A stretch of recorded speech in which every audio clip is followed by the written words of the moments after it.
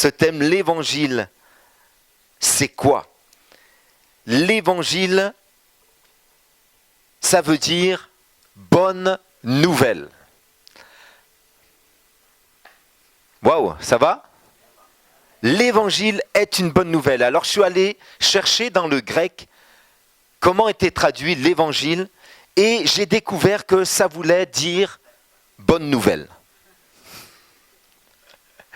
Donc il n'y a rien d'autre vraiment à ajouter, les amis, si ce n'est que l'évangile, c'est une bonne nouvelle. Et cette bonne nouvelle, on va le voir ensemble, revêt plusieurs caractères. Il y a un texte qui nous intéresse particulièrement et qui sera la trame de notre série de messages. On peut prendre ensemble, s'il vous plaît, dans Luc au chapitre 4, prenez votre Bible avec moi et puis lisons Luc chapitre 4, versets 18 à 19. Pour ceux qui n'ont pas leur Bible, tu peux afficher la diapo 4. L'Esprit du Seigneur, a dit Jésus, est sur moi. L'évangile, donc, voilà ce que c'est. Donc, Luc au chapitre 4, versets 18 et 19. Dans le contexte, juste comprendre ceci, c'est vraiment le texte fondamental du ministère de Jésus-Christ. Le ministère de Jésus, c'est quoi? Ça veut dire le service que Jésus a accompli pour les hommes. Et ce texte, il l'a lu avant même de commencer, au moment même où il a commencé de servir les hommes. Pendant son enfance, son adolescence, sa jeunesse, on sait peu de choses sur la vie de Jésus. On sait juste que à l'âge d'environ 30 ans, il est entré dans son appel, il est allé rencontrer Jean, le baptiseur, il a été baptisé d'eau, et ensuite, la Bible nous dit qu'il a été conduit dans le désert par l'Esprit de Dieu, et pendant un temps de jeûne et de prière, le diable est venu le tenter de toutes sortes de manières, et Jésus n'a pas cédé, il a tenu ferme bien sûr, il a remporté des victoires. Et sorti de ce temps de consécration pour Dieu, ce temps où il a remporté des victoires face à l'adversaire, face au diable, face à celui qui est rusé, et il est sorti victorieux, et là il est allé donc dans une synagogue, il est allé faire la lecture traditionnelle qui avait lieu donc tous les sabbats dans les synagogues, et il a pris le texte du prophète Ésaïe qui est celui-ci. L'Esprit du Seigneur est sur moi parce qu'il m'a consacré par onction pour annoncer la bonne nouvelle aux pauvres. Il m'a envoyé pour guérir ceux qui ont le cœur brisé. Il m'a envoyé pour proclamer aux captifs, aux prisonniers, donc la délivrance, et aux aveugles, le recouvrement de la vue. Il m'a envoyé pour renvoyer libres les opprimés et pour publier une année de grâce du Seigneur. Amen. Et Jésus a ensuite refermé le rouleau du livre du prophète Ésaïe et il s'est adressé à son auditoire et il a dit « Cette parole que vous venez d'entendre est accomplie. » Amen. Ça, c'est la bonne nouvelle. Jésus est venu accomplir le service d'amour de Dieu pour les hommes. Et ce service, on en a ici tout le programme. C'est qu'il est venu d'abord pour annoncer une bonne nouvelle aux pauvres. Annoncer une bonne nouvelle aux pauvres. Qu'est-ce que Jésus entendait? Qu'est-ce que le prophète Ésaïe entendait alors qu'il annonçait la venue du Christ, du Messie, et que Jésus dit « Cette parole est accomplie ». Dieu vous annonce, à vous qui êtes pauvres, une bonne nouvelle. Alors, je ne sais pas combien se sentent concernés aujourd'hui par cette interpellation de Jésus. Vous considérez-vous comme pauvres? Si oui, il y a une bonne nouvelle pour vous. Si vous ne vous considérez pas comme pauvres, alors on peut passer à côté de cette bonne nouvelle. Mais de quelle pauvreté Jésus nous parle? C'est différent d'un mot qu'on trouve ailleurs dans l'évangile, du mot grec voilà, pénès, qui est celui qui est pauvre au point qu'il a besoin d'aller gagner son pain par le travail, par le labeur quotidien. Jésus ne parle pas de ceux qui doivent aller travailler pour se nourrir. Combien doivent aller travailler pour se nourrir ici? Je pense qu'on est à peu près tous concernés, oui? Sauf les retraités. Mais ils ont quand même travaillé longtemps en principe. Hein? En principe.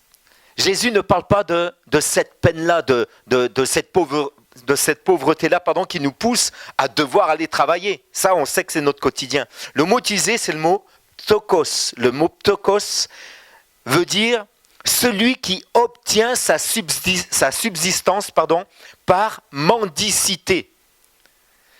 Donc Jésus nous parle vraiment de ce pauvre qui en est arrivé au point où il n'a pas d'autre choix que d'être un mendiant. Il ne parle pas de ceux qui doivent travailler pour subvenir à leurs besoins, mais ceux qui doivent être des mendiants. Alors là, cette fois, j'ai perdu tout le monde. À moins qu'il y ait parmi nous un mendiant, quelqu'un qui doit sa subsistance à la mendicité. Donc le mot utilisé est très fort. On ne parle pas juste d'un petit besoin, on parle de quelque chose de fondamental, quelque chose de vital. Et Jésus est venu annoncer une bonne nouvelle à ceux qui se sentent pauvres comme ça. Alors certains se disent, mais comment est-ce qu'on peut en être concerné? Ceux qui sont privés de l'essentiel, ceux qui sont privés de l'indispensable, ceux qui en sont venus à la mendicité pour vivre, ceux qui sont privés de richesse, d'influence, de position, d'honneur. Là, ça nous parle peut-être un peu plus. Hein. Lorsqu'on parle d'être privé de richesse, d'être privé d'influence, de position ou d'honneur. Voilà cette parole à laquelle j'ai pensé lorsque Jésus dit qu'il a été désigné par onction pour annoncer une bonne nouvelle aux pauvres. Jésus nous dit ailleurs, c'est dans Luc au chapitre 19, il nous dit le Fils de l'homme, donc parlant de lui, le Fils de l'homme est venu chercher et sauver ce qui était perdu. Ce qui était perdu. Alors, dites-moi, quand allez-vous voir le médecin? Quand ça ne va pas, en général. Hein. Je ne sais pas si vous allez voir le médecin quand vous allez bien. Oui, non? Ça dépend, hein? C'est plutôt rare, hein? À moins que vous soyez hypocondriaque. Hein? Dans ce cas-là, oui, on va voir le médecin pour tout, pour rien. Mais en général, on va voir le médecin, vous êtes d'accord, quand on a un besoin. Et Jésus nous dit ailleurs, dans Luc au chapitre 5, les personnes en bonne santé n'ont pas besoin de médecin. Ce sont les malades qui en ont besoin. Et il nous dit ceci, je ne suis pas venu appeler ceux qui s'estiment justes, mais ceux qui se savent pécheurs pour qu'ils changent de comportement. Donc Jésus nous dit qu'il est venu chercher et sauver ceux qui étaient perdus. Et ceux qui sont perdus, c'est ceux qui savent qu'ils sont comme malades et qu'ils ont besoin de soins. Voyez-vous là, la pauvreté en question ici, c'est lorsqu'on reconnaît humblement, honnêtement, que Dieu est la source de la vie et que sans lui, nous manquons du nécessaire pour vivre. Et nous venons à lui comme un mendiant. Je sais que l'image n'est pas très flatteuse, mais ceux qui viennent avec ce cœur de mendiant vers le Seigneur reçoivent l'attention, reçoivent les soins, reçoivent la grâce et la miséricorde de Dieu. Amen. Parce que Jésus a été désigné par onction pour venir servir ceux qui sont pauvres. Ceux qui sont pauvres. La bonne nouvelle, c'est que Jésus comble les pauvres. Il comble ceux qui sont privés de richesse. Il comble ceux qui sont privés d'influence, de position et d'honneur. Il comble ceux qui se sentent perdus. Il comble ceux qui se savent malades. Il comble ceux qui se sentent dans la misère. Et voyez-vous, si on est honnête avec nous-mêmes, si on regarde à son cœur, on va trouver des bonnes choses. On va trouver des choses peut-être même excellentes. Et notre société nous invite à développer ça. On est en plein dans cette pensée actuellement, du développement personnel. Et vous savez quoi, ça c'est très bien. Excellent. Développez vos capacités, développez vos dons, développez votre aptitude à la paix, développez tout ça, développez votre sérénité, faites tous les exercices que vous voulez. Mais si vous regardez aussi au fond de votre cœur, avec honnêteté, vous trouverez, oui, des dons, des talents, des capacités qui en réalité vous sont donnés par le Créateur, par le Seigneur. Mais vous allez aussi trouver un côté sombre dans votre cœur. Il y a cette dualité en nous. Il y a cet aspect où, oui, Dieu a mis des bonnes choses dans notre cœur. Mais il y a aussi des choses terribles au fond de nous. Et ça porte un mot, ce mot c'est le péché. L'apôtre Paul disait, je le sais, ce qui est bon n'habite pas en moi. J'ai le désir d'accomplir ce qui est bien, mais je n'en ai pas la force. Alors parfois on y arrive, on développe des choses, mais bien souvent on est bloqué. Bien souvent, le bien que nous voulons faire, nous ne le faisons pas. Et le mal que nous ne voulons pas faire, c'est ce que nous faisons. Connaissez-vous cette tension ? Connaissez-vous ces moments où vous avez envie d'être agréable, d'être doux avec quelqu'un ? Vous avez envie, vous avez peut-être une tension dans la famille ou dans votre milieu de travail, vous réfléchissez, vous pensez à une personne et vous vous dites « Ah, je vais bien réagir. Voilà, je sens que c'est un peu tendu entre nous, je vais bien réagir. » Et puis là, vous vous préparez, vous faites tout ce que vous voulez, vous faites de la sophrologie, vous faites des exercices mentaux, vous entraînez votre esprit à la paix, ou bien vous faites tout ce que vous voulez, tous les outils de développement personnel, et excusez mon ton un petit peu piquant ce matin, mais vous faites tout ça, mais lorsque vous voyez la personne, au final, il y a un sentiment qui vous regagne, et vous n'y arrivez pas. Et la paix que vous aviez acquise, elle est partie tellement vite. Il y a cette dualité en nous. On est là, on est comme soumis à cette influence du péché dans notre cœur. Alors, face à cette dualité, Jésus apporte une bonne nouvelle à ceux qui reconnaissent cette maladie qui porte le nom du péché dans notre vie. Si tu reconnais ça, alors il y a une bonne nouvelle pour toi. Jésus est capable de te secourir. Amen. Il est venu, il a été oint pour ça, il a été consacré par onction pour bénir ceux qui luttent avec le péché. Ne cherche pas simplement à améliorer ce qui est bon en toi, mais laisse le Seigneur aussi traiter le côté sombre de ton cœur. Il y en a qui le regardent honnêtement et il y en a qui le cachent par tous les artifices possibles, par tous les moyens. Il y en a qui se voilent eux-mêmes la face. Mais la bonne nouvelle, c'est que Jésus va combler les pauvres.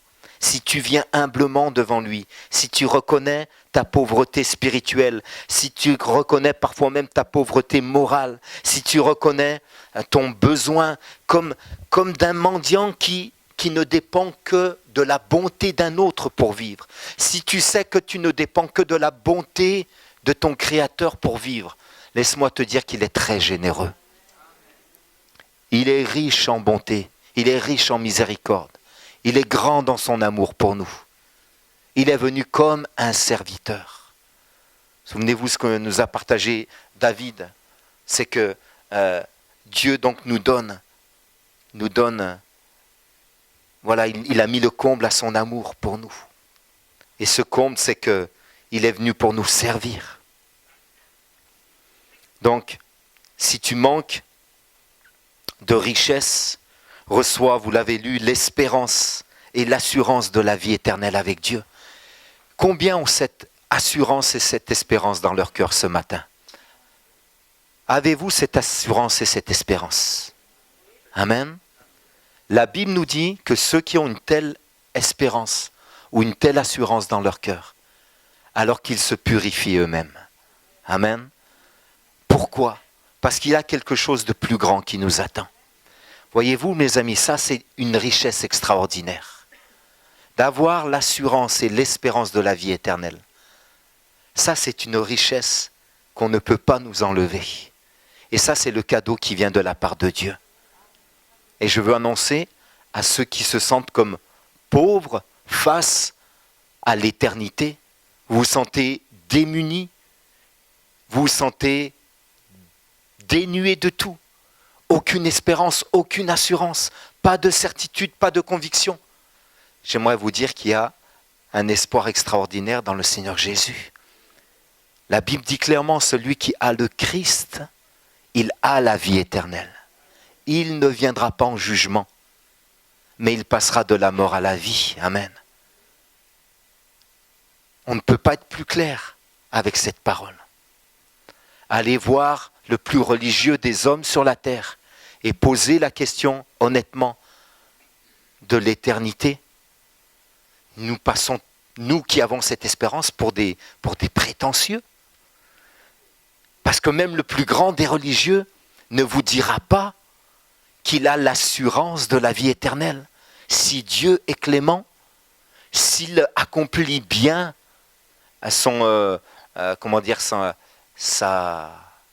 ses pratiques religieuses, s'il observe bien tout ce en quoi il croit, peut-être qu'alors il pourra prétendre devant Dieu à une grâce.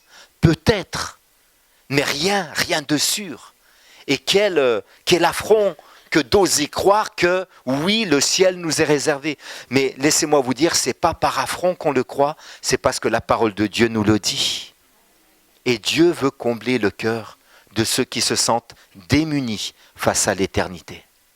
Voyez-vous, vous pourrez développer au maximum votre bien-être sur la terre et c'est excellent, c'est très très bien. Mais lorsque vous êtes face à vous-même, lorsque un jour je serai aussi face à mon éternité, il n'y a qu'une seule chose qui restera, c'est l'amour de Jésus-Christ pour moi. Tout ce que j'aurais pu faire de bien ou de mal sur cette terre sera entre les mains de Dieu. Et Dieu me rappellera que j'ai accepté sa grâce, celui qui aura été jugé pour moi à cause de mes péchés, Jésus-Christ. Amen, c'est ça la bonne nouvelle. La bonne nouvelle qu'il annonce aux pauvres, c'est que nous aurons la richesse de la vie éternelle. L'influence parce qu'il nous rend participants de son royaume de paix, P-A-I-X s'il te plaît, paix. C'est super. Son royaume de paix, de joie et d'amour ici-bas.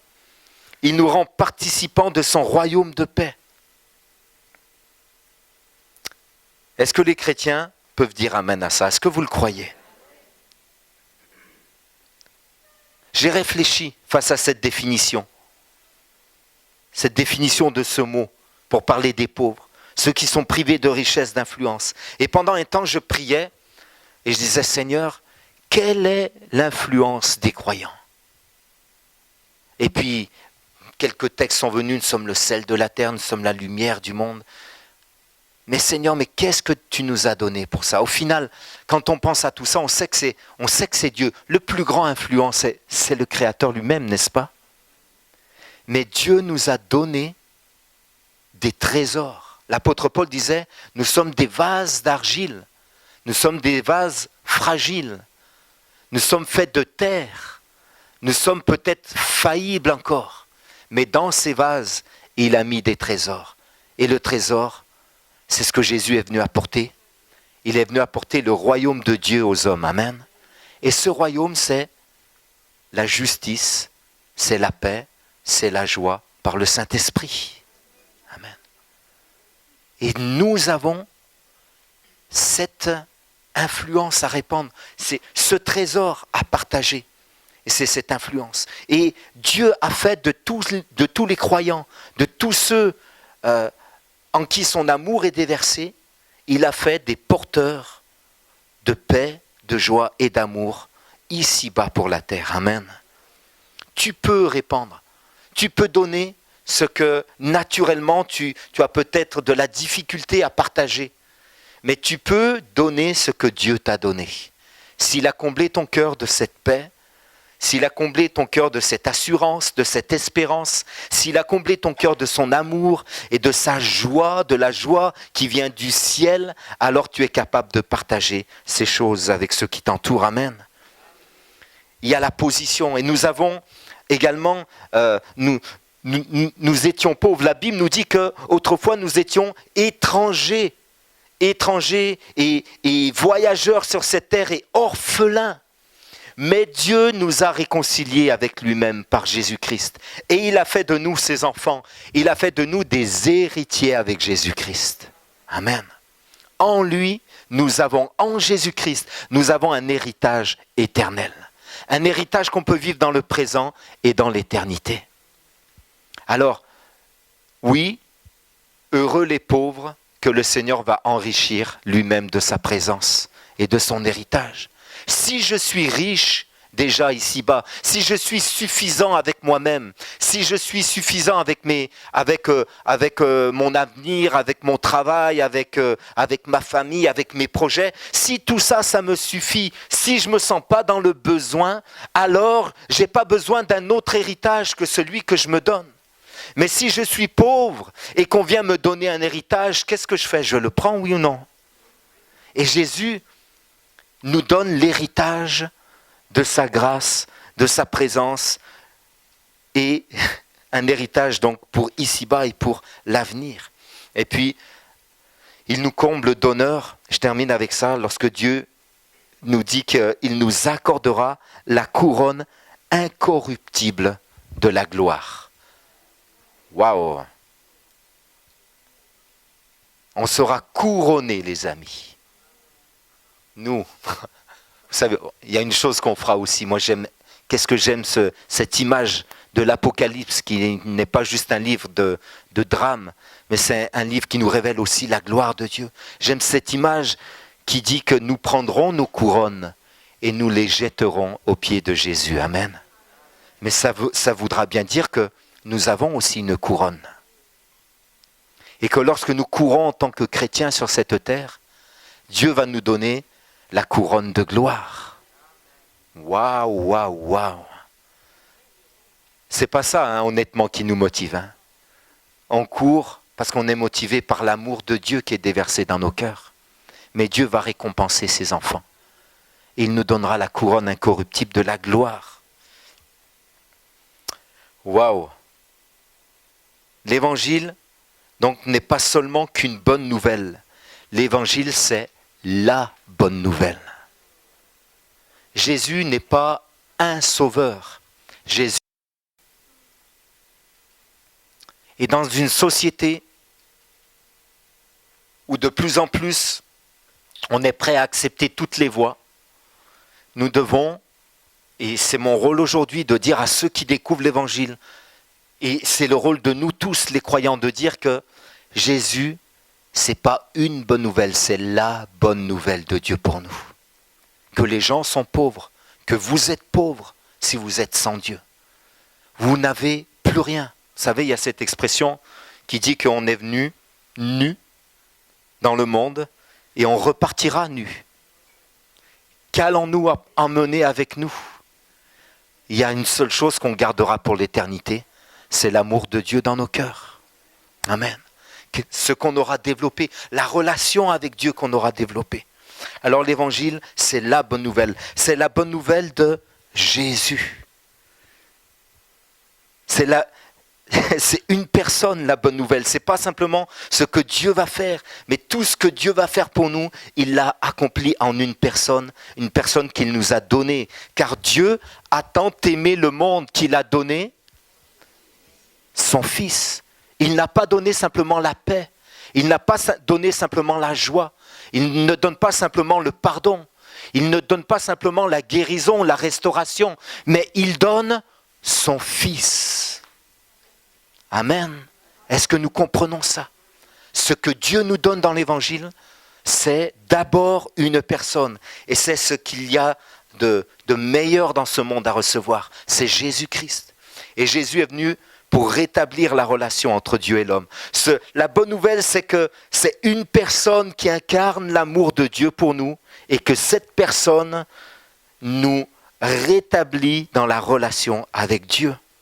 Et Jésus apporte le règne de Dieu dans le cœur du croyant. Amen. Alors heureux les humbles, les pauvres en esprit. C'est ce que nous dit Jésus ailleurs. Heureux les pauvres en esprit, car le royaume des cieux est à eux. C'est ma conclusion. Heureux si tu te considères comme pauvre. Et malheureux tu seras si tu te considères comme suffisant. Si tu penses n'avoir besoin de rien. Car les humbles devant Dieu seront élevés. Mais ceux qui s'élèvent devant Dieu seront abaissés. Et on ne viendra pas devant le Seigneur avec ce qu'on a de bon. On viendra avec ce qu'il nous a donné de bon. Amen.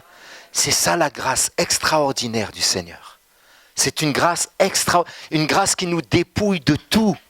Même ce qu'il y a de bon en nous, ce que Dieu nous a donné de bon, est quelque part entaché, souillé par le péché. Et ce qui va juste rester, c'est ce qui est venu de bon du Seigneur lui-même. La personne de Jésus. Amen. Alors si tu te considères comme pauvre, comme un mendiant devant Dieu, au-delà de tes capacités, de ton métier, de ton intelligence, de tes dons, de tes talents, de toutes les bonnes choses que tu accomplis, reçois le Seigneur Jésus dans ton cœur. Sanctifie Christ dans ta vie. Marche avec lui. Et nourris l'espérance de la vie éternelle qui est en lui. Amen. Tu seras couronné de gloire. Tu auras une richesse. Tu auras de l'honneur. Tu auras également, je ne sais plus déjà ce qu'on a apporté, tu auras l'influence, la position, l'honneur et la richesse que Dieu veut te donner. Amen. Amen. On va terminer ensemble. Je voudrais vraiment qu'on puisse prier ensemble. Si Grâce, tu peux juste venir, s'il te plaît, au piano. Est-ce qu'on peut se lever, s'il vous plaît, ensemble, dans la présence de Dieu? Alléluia. Alléluia. Je vous invite juste un moment, s'il vous plaît. On se tient devant Dieu, si on peut fermer nos yeux, se tenir dans la présence de Dieu. Alléluia. Seigneur, on se tient devant toi, on se tient devant ta grâce ce matin, on se tient devant ton amour puissant, grand, fort. Seigneur, tu es celui qui nous a aimés de toute éternité. Et malgré notre désobéissance, malgré le péché qui a détruit tout ce qu'il y avait de beau, de précieux en nous, Seigneur, malgré nos efforts pour essayer de faire le bien, qu'on fait parfois, Seigneur. Seigneur, il y a cette dualité dans notre cœur, il y a ce combat, il y a ce qui est bon et il y a ce qui est mauvais en nous. Seigneur, on croit ce que tu dis dans ta parole. Ta parole nous dit que le péché mène à la mort, mais que toi tu es la vie. Celui qui a le Christ a la vie. Il a la vie éternelle. Seigneur, il n'est pas question pour nous de résister, d'être orgueilleux, d'être dur. Seigneur, on veut vraiment te prier que tu bouscules nos cœurs, Seigneur. Et on veut venir avec humilité devant toi. Seigneur, fais tomber nos résistances ce matin. Seigneur, on veut juste se laisser envelopper par ton amour, Seigneur. Tellement de choses ont besoin de changer dans nos cœurs, Seigneur. Il y a de la dureté dans nos cœurs. Il y a parfois, Seigneur, de la résistance face à ton amour même, Seigneur, face à ton esprit. Seigneur, tu viens pour nous convaincre de justice, de péché. Et Seigneur, on résiste, alors que tu veux simplement nous amener à la repentance. Seigneur, je prie ce matin que toutes les résistances tombent dans le nom de Jésus. Et que dans nos cœurs, il n'y ait plus aucun obstacle, Seigneur. Aucun raisonnement, aucune pensée qui s'élève contre cette parole, comme si elles ne nous concernaient pas. Seigneur, tu es venu pour les pauvres, Seigneur. Moi, je veux dire, Seigneur, je suis comme un mendiant devant toi, Seigneur. Si tu ne me donnes pas la vraie vie, jamais je ne pourrai produire quoi que ce soit, Seigneur. J'ai besoin de la vraie vie, Seigneur. Et ce matin, je veux faire tomber une résistance dans mon cœur, au nom de Jésus.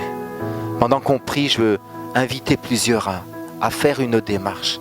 Peut-être cette parole est venue comme vous interpeller.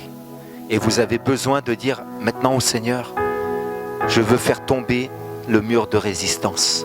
Je veux faire tomber ces raisonnements dans mon esprit pour me justifier moi-même, pour tenter moi-même quoi que ce soit devant toi.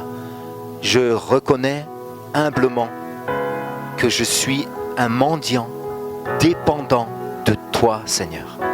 Dépendant de ta subsistance, Seigneur, de ce que tu donnes pour avoir la vraie vie.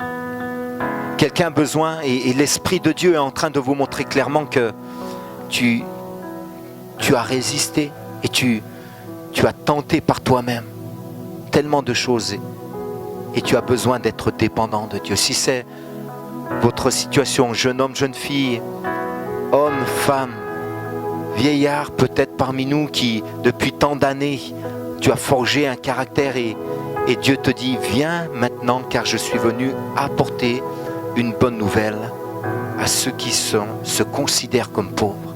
Et cette parole est pour toi. Lève juste ta main à ta place et je voudrais prier. Je voudrais prier vraiment que Dieu t'accorde sa grâce et sa paix maintenant.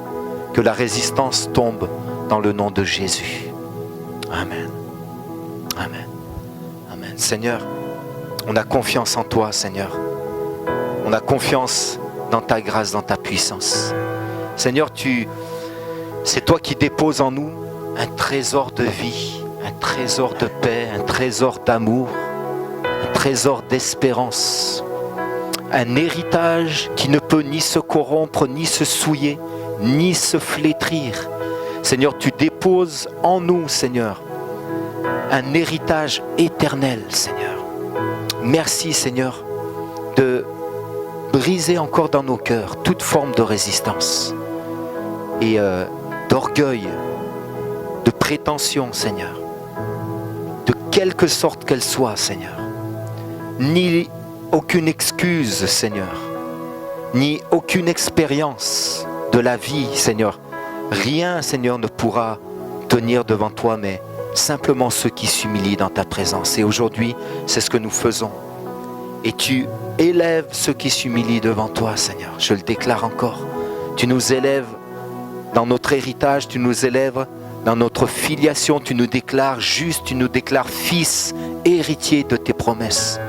Et je le déclare aujourd'hui pour tous ceux, Seigneur, qui font cette démarche, qui abattent les murs de séparation, qui vont au-delà de la frontière de l'humain pour te laisser agir. Maintenant, au nom de Jésus, Père, nous recevons ta bénédiction et on te dit merci pour toutes choses. Amen. Amen.